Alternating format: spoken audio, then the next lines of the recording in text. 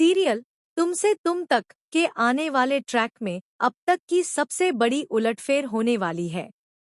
अगले एपिसोड में आपको देखने को मिलेगा जबरदस्त हाई वोल्टेज ड्रामा जो आपके दिलों की धड़कन बढ़ा देगा। जहां एक तरफ आर्यवर्धन का परिवार और दूसरी तरफ अनु का परिवार दोनों ही मेला में एक साथ पहुंचने वाले हैं, वहीं यह मेला उन दोनों परिवारों के लिए सिर्फ एक आम मेला नहीं बल्कि उनके जीवन की सबसे अहम घटना साबित होने वाला है। एक मेल में मिलेंगे दोनों परिवार। मेला वह जगह है जहां दोनों परिवारों की किस्मत का फैसला होने वाला है। आर्यवर्धन की मां और अनु की मां दोनों के हाथ में अब एक साड़ी होगी। जैसे ही आर्यवर्धन की मां उस साड़ी को चढ़ाने के लिए तैयार होती हैं, देव की ओर से अचानक एक पलटकर मारा जाएगा। देव न सिर्फ साड़ी बल्कि एक प्रतीक के रूप में दोनों परिवारों को मिलाने की शुरुआत करेगा। वह साड़ी जिसे आर्यवर्धन की मां ने लेकर अपने परिवार में खुशहाली की प्रतीक मानकर रखा था, वह साड़ी अब अनु की मां के हाथ में पहुंच जाएगी। और इस छोटी सी घटना के बाद जो होगा वह पूरे घटनाक्रम का अहम मोड़ साबित होगा।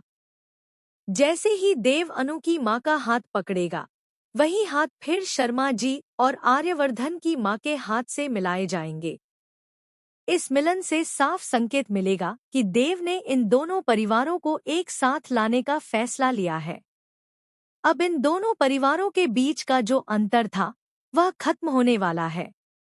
यह एक बड़ा कदम होगा, क्योंकि जब दो परिवारों के बीच ऐसा जाल बुना जाता है तो समझो कि रिश्ते अब एक नई दिशा में बढ़ने वाले हैं। खुशियों का रास्ता या फिर कोई नया मोड़? यहाँ पर कहानी में एक और ट्विस्ट आएगा।